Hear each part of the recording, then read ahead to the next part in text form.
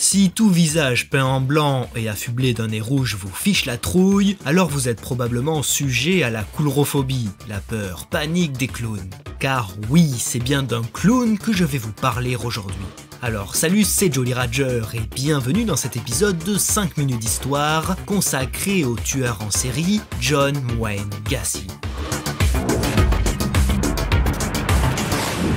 Résidant en banlieue de Chicago en 1975, John Wayne Gacy est un homme de 33 ans, plutôt aisé, bon vivant et surtout très serviable. Tellement serviable que malgré son emploi du temps de chef d'entreprise très chargé, il trouve le temps de faire du bénévolat dans une association. En effet, entré au Jolly Joker Clown Club quelques années auparavant, John Wayne parcourt les hôpitaux de la région, affublé d'un costume de clown pour divertir les enfants malades. Et il fait tellement bien le pitre qu'en 1978, il a même la chance d'escorter la femme du président Jimmy Carter, alors en visite à Chicago. Gacy s'est créé un personnage à lui, Pogo le clown, portant un bonnet à pompons maquillé de 2 taches bleues autour des yeux et d'un grand sourire bien rouge. Un sourire étrange d'ailleurs. Les contours ne sont pas arrondis comme la plupart des clowns, mais ils sont plutôt aiguisés et pointus comme celui du Joker dans Batman.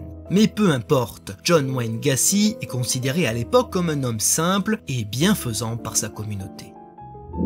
Une communauté ébranlée depuis la fin de l'année 1978 par une sombre menace. En effet, depuis plusieurs mois, de jeunes garçons âgés de 15 à 20 ans disparaissent mystérieusement sans laisser de traces. La police patauge et ne détient pour l'instant aucune piste sérieuse, mais la disparition de Robert Pist, un jeune étudiant, va radicalement changer la donne. En effet, Joseph Kozenzak, le policier en charge de l'enquête, apprend que Pist avait rendez-vous avec Gacy le jour de sa disparition. Le lieutenant étudie alors le casier judiciaire de Gacy et ce qu'il découvre est assez édifiant.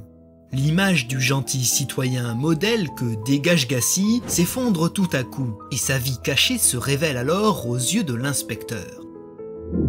Issu d'une famille d'ouvriers polonais immigrés, John Wayne Gacy naît le 17 mars 1942 à Chicago. Enfant et déjà obèse, il aime jouer avec ses sœurs et fait le bonheur de sa mère en lui cuisinant de merveilleuses pâtisseries. En revanche, son père, un alcoolique notoire, le traite comme un moins que rien et ses nombreuses bouteilles de whisky vides servent souvent de martinet pour tabasser le pauvre jeune homme. Quelques années plus tard, son père décède subitement et malgré leur relation compliquée, cet événement affecte énormément Gacy et son côté obscur se réveille alors.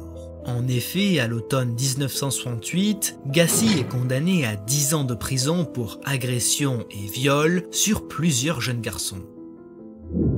En 1970, il est examiné par 2 psychiatres de la prison qui se concertent pour décider de son sort. Le premier pense qu'il souffre juste d'une personnalité passive-agressive et qu'il peut être libéré. Le second, en revanche, affirme que Gacy est un prédateur glacial et qu'il présente toujours un risque élevé pour la population. Le jury écoute évidemment le premier psychiatre et Gacy est libéré à peine quelques mois après son incarcération. Il refait sa vie comme si de rien n'était et en 1974, il crée une entreprise dans le bâtiment où il n'emploie exclusivement que des jeunes garçons. Là encore, ses pulsions malsaines refont surface et il agresse de nombreux employés qu'il fiche à la porte sitôt ses méfaits accomplis. De retour en 1978 et pendant que Gacy est interrogé par la police sur la disparition du jeune Robert Pist, le lieutenant Kozenzak fouille son pavillon. Il ne trouve rien d'anormal à première vue, mais en cherchant plus en détail, il découvre des habits de jeune homme, des cordes, du chloroforme et des menottes dissimulées dans un placard. Malgré ça, aucune trace des garçons disparus, et Gacy est libéré, mais tout de même sous haute surveillance policière. Un soir, fatigué d'être suivi sans arrêt, il pète les plombs et avoue à la police avoir enterré un ancien amant sous sa maison qu'il aurait tué en toute légitime défense. Les policiers fouillent de nouveau la maison et pompent la fosse sanitaire située sous la cave. Ils y découvrent avec horreur des dizaines de corps décomposés, 26 cadavres dans la fosse, 4 dans le jardin et 3 noyés dans une rivière voisine, dont celui de Robert Pist. 33 victimes au total, les 33 jeunes garçons disparus entre 1972 et 1978. 2 ans plus tard, John Wayne Gacy est condamné 12 fois à mort et 21 fois à perpétuité, un record pour le comté de Chicago.